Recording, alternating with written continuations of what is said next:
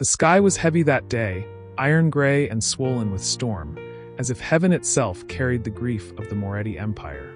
Outside the cathedral, black sedans lined the curb, their tinted windows catching the reflection of rain and candlelight. Inside, the air was thick, suffocating, with lilies and incense. Sweet enough to mask blood, if one pretended hard enough. But Luca Moretti didn't pretend. He never had. At the front of the church lay a coffin of polished mahogany, trimmed with gold handles. Inside was Alessandro Moretti, the golden son, the heir. The man Luca had fought for, bled with, and cursed at since boyhood. His brother, his blood, now gone, murdered. Luca sat stiffly in the second pew, his black suit perfect, his tie choking like a noose. To his right, his father, Don Enrico Moretti, sat carved from stone. To his left, the capos and lieutenants of the family, men who knew how to wear grief like a mask. And then there was her, Eva Romano, Alessandro's widow. To the mourners, she looked like tragedy wrapped in black silk. Fragile, broken, a saint in mourning. But Luca knew better. Romano women weren't lambs. They were poison, and Eva was the most dangerous of them all. As the priest's Latin echoed through the cathedral, Luca's eyes stayed locked on her. Every shiver of her shoulders, every tear glinting beneath her veil. It was all performance. His brother had been blinded by beauty, by her lies. Luca had warned him. Romano blood was cursed. Their family had been gunned down, betrayed, consumed by greed. And Alessandro, foolish Alessandro, had tied himself to that curse. Now he was in a coffin, and she was standing there, draped in black, pretending to mourn. At the graveside, mourners huddled under umbrellas as the coffin was lowered into the earth.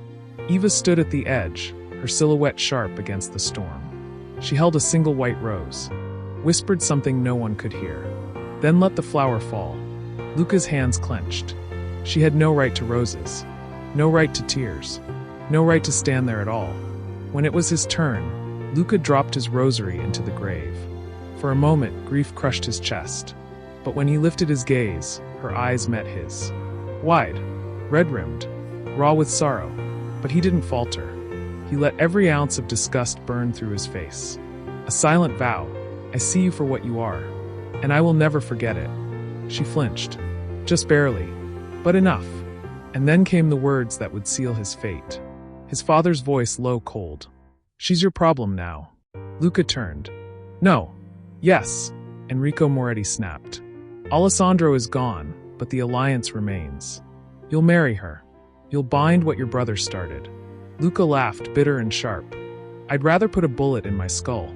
But his father's reply was iron. You'll do it, because this family doesn't bend for your hatred. The Romanos are ours now, and you will keep it that way. That night, at the Moretti estate, the wake turned into a performance.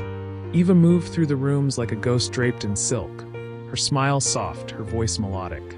Men leaned close, offering comfort, their eyes softened by her act. But Luca watched her every step, every smile, every glance. When she finally slipped outside alone, Luca followed. Rain slicked the stone terrace where she stood, her shoulders heaving, her hands gripping the railing. Her tears glistened in the light. You're good, Luca said, his voice flat. She turned, startled. What? The act. The fragile widow. The trembling hands. You've got them all eating out of your palm already. Her grief hardened into fury. How dare you? Luca stepped closer, his voice sharp as glass. Don't waste your performance on me. I know exactly what you are. Her chin lifted. And what am I, Luca? He caged her against the stone, his words venom. A curse. You destroyed him. And now they want me tied to you. I'd rather burn. Her lips parted, breath trembling. For a moment, he saw something real. Pain. Sorrow. Raw grief. But Luca didn't care. You killed him as surely as if you pulled the trigger, he hissed. And for the first time, she looked afraid. Good. Let her know from the beginning he would never love her. Only hate. Forever. If you enjoyed this story, don't forget to like this video and subscribe to the channel. That way, you won't miss out on more captivating stories, thrilling mysteries, and unforgettable journeys I'll be sharing. Until next time, keep your curiosity alive.